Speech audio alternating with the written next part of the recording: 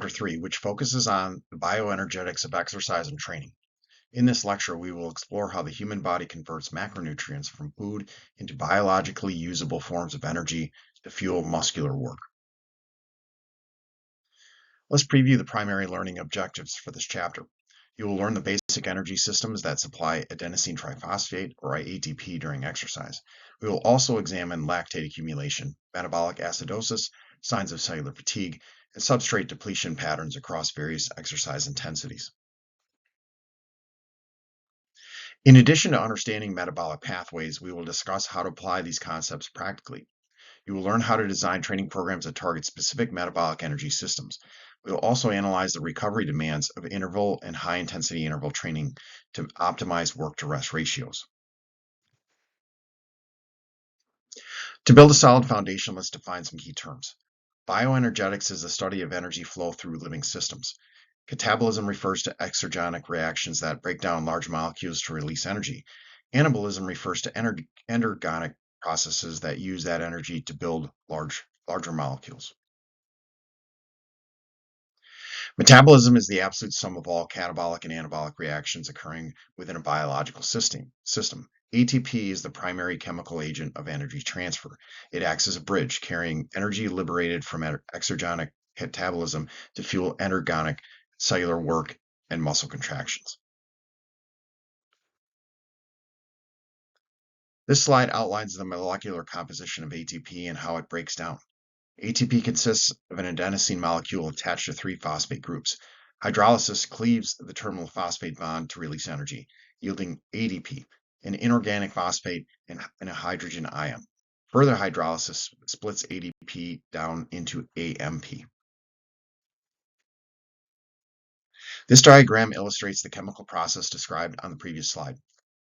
The diagram A displays the complete ATP molecule with its characteristic high-energy phosphate bonds. Diagrams B and C visually map out the sequential steps of hydrolysis that release energy for cellular work. Muscle cells rely on 3 distinct biochemical pathways to replenish ATP as it is broken down. These are the phosphagen system, glycolysis, and the oxidative system. While all 3 systems function constantly, their relative contribution shifts based on exercise parameters. Phosphagen system is our immediate energy pathway. It supplies ATP primarily for short-term, highly explosive activities like sprinting or heavy resistance training.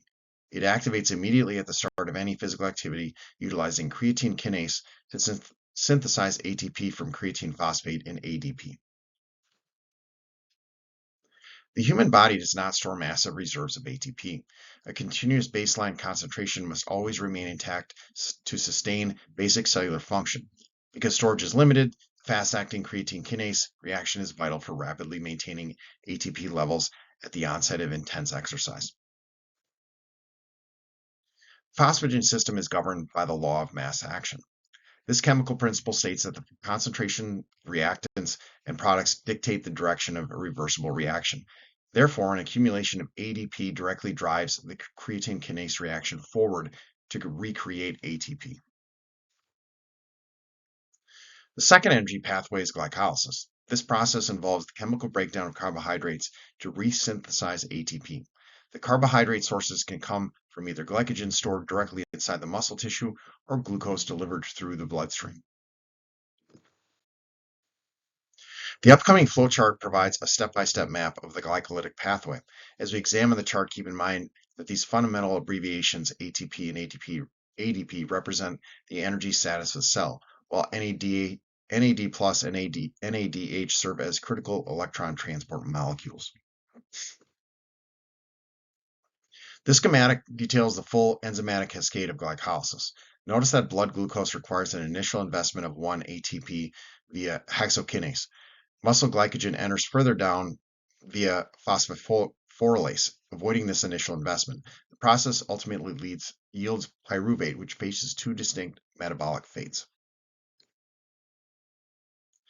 Final product of glycolysis, pyruvate, can proceed in 2 directions. First, it can be converted into lactate in the cytoplasm. This yields ATP at a very fast rate, but is highly limited in duration. This pathway is known as anaerobic or fast glycolysis. Alternatively, pyruvate can be shuttled directly into the mitochondria. Once inside, it enters the Krebs cycle to undergo aerobic metabolism. This process resynthesizes ATP at a slower rate but can be sustained for a very long duration if exercise intensity remains low. This is called aerobic or slow glycolysis. Let us clear up a common misconception. Fast glycolysis results in lactate, not lactic acid. Furthermore, scientific data shows that the lactate is not the cause of muscular fatigue. The chemical reaction is catalyzed by lactate dehydrogenase, yielding 2 net molecules of ATP in water. Lactate produced in the muscles is not simply wasted. It can clear into the bloodstream and travel to the liver through a pathway known as the Cori cycle. The liver converts this lactate back into glucose, recycling the substrate for future energy production. This diagram simplifies the mechanics of the Cori cycle. You can visually trace how lactate moves from active skeletal muscle into the blood, enters the liver to undergo gluconeogenesis, and returns to the muscle as blood glucose to fuel ongoing fast glycolysis. When pyruvate enters the mitochondria during slow glycolysis, it is converted into acetyl-CoA. Acetyl-CoA then feeds directly into the Krebs cycle. The companion NADH molecules enter the electron transport system where they are processed to yield additional ATP molecules. The net energy yield of glycolysis changes based on your starting substrate. Glycolysis started from 1 molecule of blood glucose yields a net of 2 ATP molecules. However, glycolysis utilizing muscle glycogen yields a net of 3 ATP molecules because it skips an energy-consuming activation step. Glycolysis is highly regulated by cellular conditions. It is stimulated by elevated concentrations of ADP, inorganic phosphate, ammonia, and slight drops in pH. It is inhibited by high levels of ATP, creatine phosphate, citrate, and free fatty acids. Key rate limiting enzymes include hexokinase and phosphofructokinase.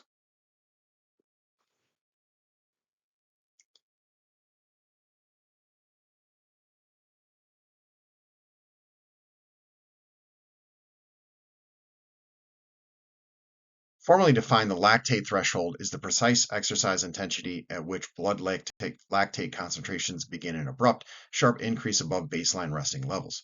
Tracking this inflection point is crucial for programming endurance training zones. The upcoming graph charts blood lactate accumulation alongside heart rate across a spectrum of power outputs.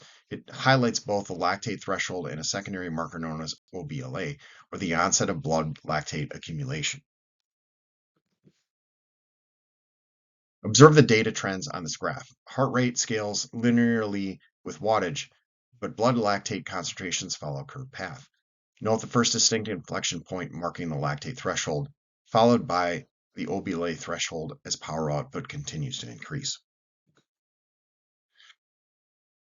Lactate threshold typically begins at 50% to 60% of VO2 max in untrained individuals and 70% to 80% in aerobically trained athletes. OBLA represents a secondary steeper spike in accumulation. It occurs at higher relative intensities, specifically when blood lactate reaches an absolute concentration of 4.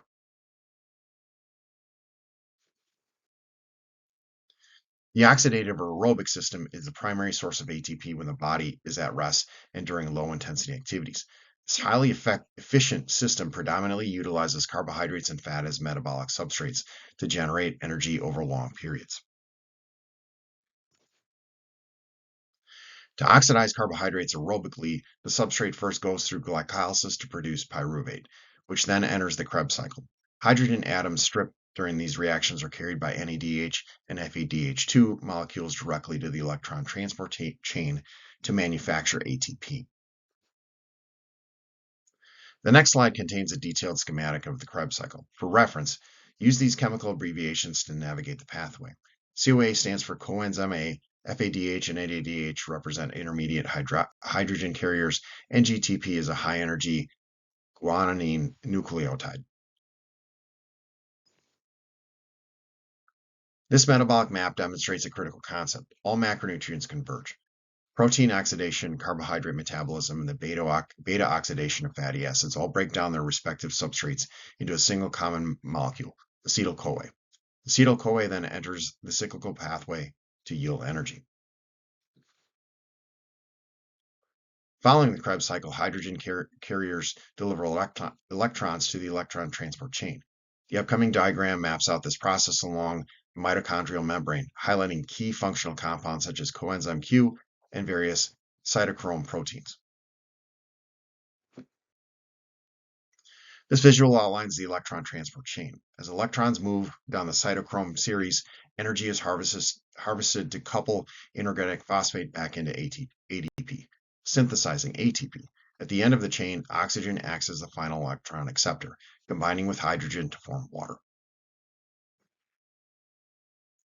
Let us examine fat oxidation more closely.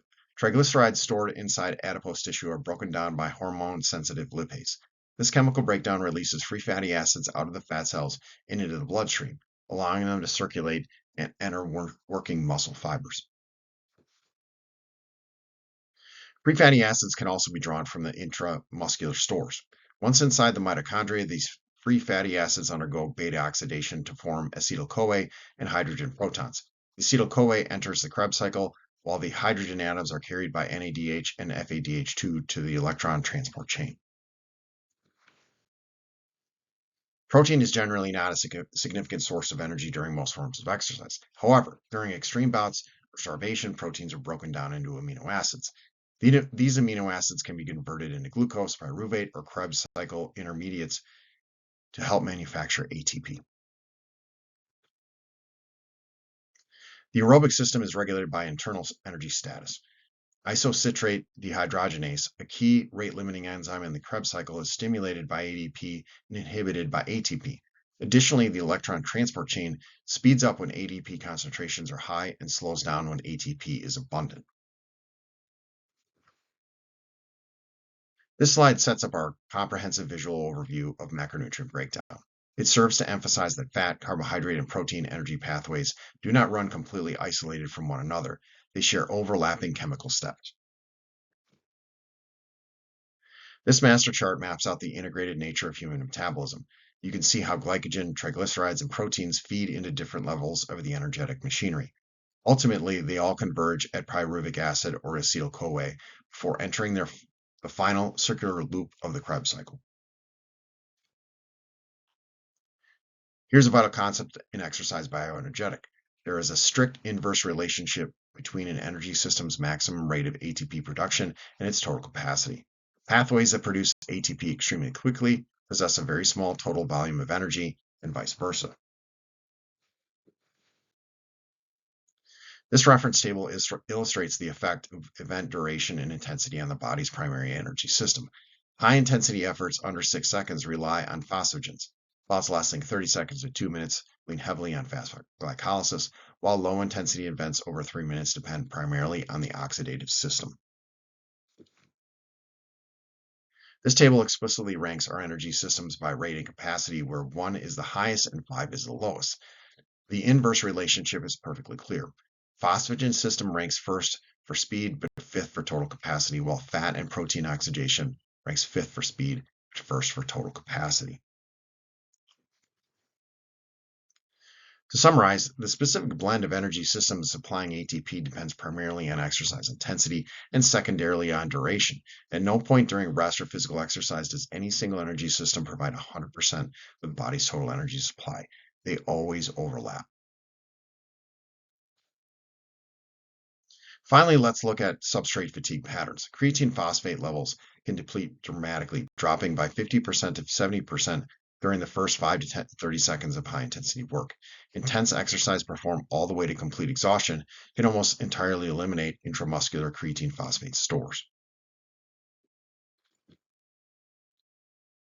Now that we have covered how quickly phosphagens deplete, let us look at how rapidly they recover. Post-exercise repletion of our immediate energy stores occurs in a relatively short period. Specifically, complete resynthesis of ATP appears to occur within 3 to 5 minutes, while complete creatine phosphate resynthesis can take up to 8 minutes. Understanding these recovery windows is vital for coaches and trainers. It directly dictates how long an athlete needs to rest between explosive sets or sprints to maintain peak power output. Moving on from phosphagens, let's look at glycogen storage patterns. The rate at which muscle glycogen depletes is directly tied to exercise intensity. At relative intensities above 60% of an individual's VO2 max, muscle glycogen becomes a heavily utilized energy substrate. During prolonged or high intensity training bouts, the entire glycogen content of specific muscle fibers can become completely exhausted. This underscored the absolute necessity of carbohydrate management strategies. Athletes must properly load carbohydrates beforehand or supplement them during long training sessions to prevent performance crashes. Now that we understand how glycogen depletes, let's discuss how to replenish it during the recovery phase. The speed and success of muscle glycogen repletion are directly linked to post-exercise carbohydrate intake. Data shows that glycogen synthesis is optimal when athletes consume 0.7 to 3.0 grams of carbohydrates per kilogram of body weight every 2 hours following a training session. This specific dosing window is incredibly practical for sports nutrition programming. It provides clear, actionable numbers for setting up post-game meals or recovery shakes to ensure athletes bounce back quickly. This table maps out the primary binary and genetic factors that limit athletic performance across various sports and events. Please pay close attention to the scoring key at the bottom. A score of 1 represents the least probable limiting factor, while a score of 5 indicates the most probable limiting factor. As we compare a marathon to a short power event like the discus or 100-meter run, the stark differences in metabolic fatigue become clear. For endurance athletes running a marathon, muscle glycogen depletion sits at a maximum probability of 5, making carbohydrate stores their primary limitation. Conversely, for a sprinter or weightlifter performing a repeated high-intensity effort, a drop in muscular pH or the depletion of immediate ATP and creatine phosphate stores are the true threats to performance.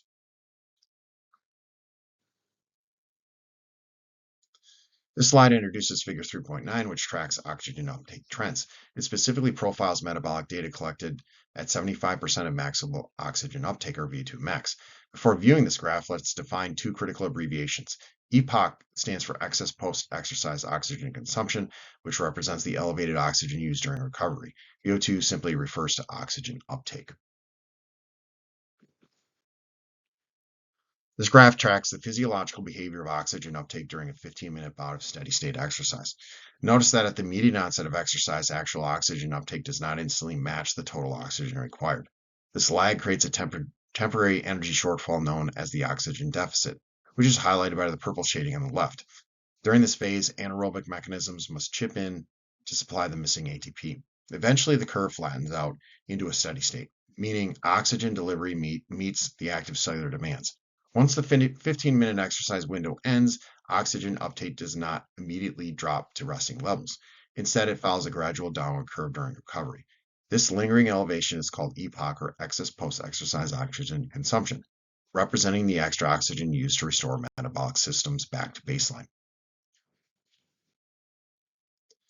Let's establish the formal definition for this critical metabolic term. Excess post-exercise oxygen consumption, or EPOC, is defined as oxygen uptake that remains above normal resting values during the recovery phase. This extra oxygen is actively consumed by the cellular machinery to restore the body back to its pre-exercise condition. Depending on the textbook or research paper you're reading, you may also see this phenomenon refers to as post-exercise oxygen uptake, oxygen debt, or recovery oxygen. Now let's contrast steady state exercise with high intensity non-steady state exercise, introducing figure 3.1. This data profiles an event at 80% of maximum power output. Here, the required oxygen uptake represents a theoretical demand needed to sustain the activity aerobically. Because it is impossible for cardiovascular transport to meet this extreme rate, the body never hits a plateau and the oxygen deficit lasts for the entire duration of the exercise. This prolonged deficit results in a massive accumulation of anaerobic metabolic byproducts and yields a much larger EPOC compared to low intensity work. This graph displays the dramatic physiological changes that occur during a 1-minute bout of high intensity non-steady state exercise. Look closely at the dashed line representing the athlete's VO2 max and compare it to the theoretical oxygen required to fuel this movement. Because the intense exercise demands far exceed what the cardiovascular system can actually deliver, the theoretical requirement sits well above the maximum physical limit. As a result, the athlete never achieves a comfortable steady state. Instead, a massive oxygen deficit accumulates over the entire 1 minute work duration, which must be fully covered by anaerobic energy pathways. Once the exercise stops, the severe deficit forces a deep, prolonged recovery process, leading to a highly elevated epoch period compared to a steady state workout.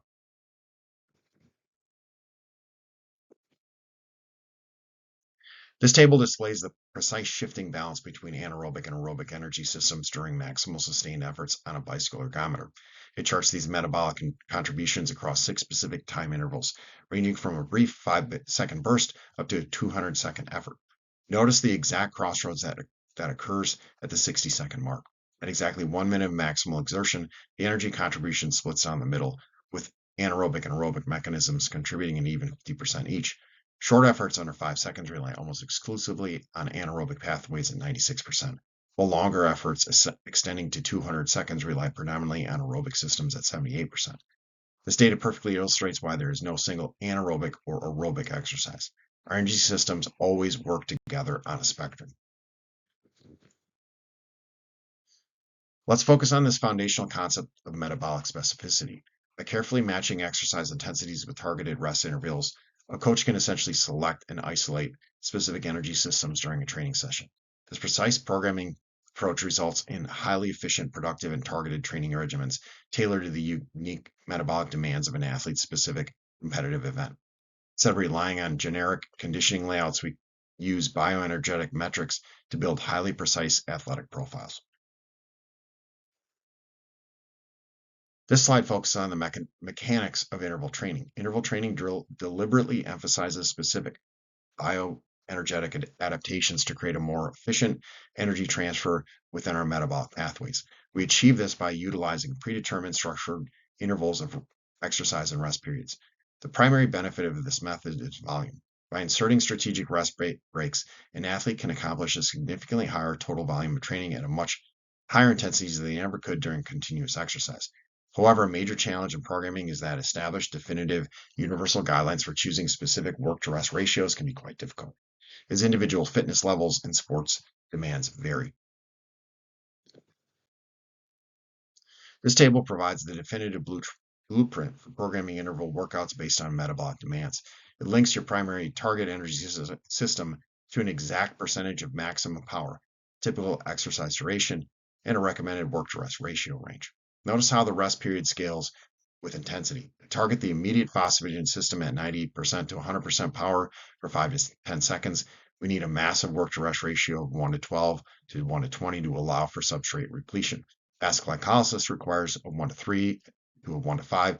And as we move down to the oxidative system at lower power outputs, the rest demands drop significantly, utilizing tighter ratios from 1 to 1 to 1 to 3. This slide focuses on high-intensity interval training, commonly known as HIIT. HIIT utilizes brief, repeated bursts of high-intensity exercise paired with structured intermittent rest recovery periods. This specific stimulus is designed to simultaneously elicit deep cardiopulmonary, metabolic, and neuromuscular adaptations. To maximize the effectiveness of a HIIT session, programming is crucial. The cumulative duration and intensity of the active work portions must be carefully tracked. The goal is to ensure the athlete accumulates several total minutes operating above 90% of their VO2 max over the course of a workout. Continuing our discussion on high-intensity interval training, let's look at programming rules and safety considerations. The suggested work-to-rest period ratio for HIIT protocol should be greater than 1 to 1, meaning the active work interval matches or outlasts the recovery interval. Because these sessions place an immense physiological demand on the body, coaches must manage scheduling carefully. When HIIT is overused or layered directly alongside other intense training sessions, the cumulative load may result in excessive systemic stress and increased overall risk of injury for the athlete. This slide introduces combination training, which is often referred to as a concurrent training. This training strategy deliberately adds aerobic endurance work into the program of an aerobic athlete. The primary goal of this method is to enhance the athlete's overall recovery speed, because post-exercise metabolic recovery relies heavily on aerobic mechanisms. However, coaches must remain aware of potential physiological trade-offs. Adding significant aerobic volume into a power-based routine can counterproductively reduce an athlete's maximum anaerobic performance capabilities. This interference effect particularly dampens high strength and high power performance outcomes. Building on the potential downsides of combination training, let's look closer at its specific impact on performance gains. Heavy volume aerobic training can actively blunt hypertrophy, reducing expected gains in muscle girth and maximum strength. It also compromises neural adaptations, leading to lower speed and power-related performance outcomes. Because of this physiological conflict, a traditional endurance-focused approach may be highly counterproductive for most dedicated strength and power sports. Coaches must carefully weigh whether the recovery benefits truly justify losing that top-tier explosive edge.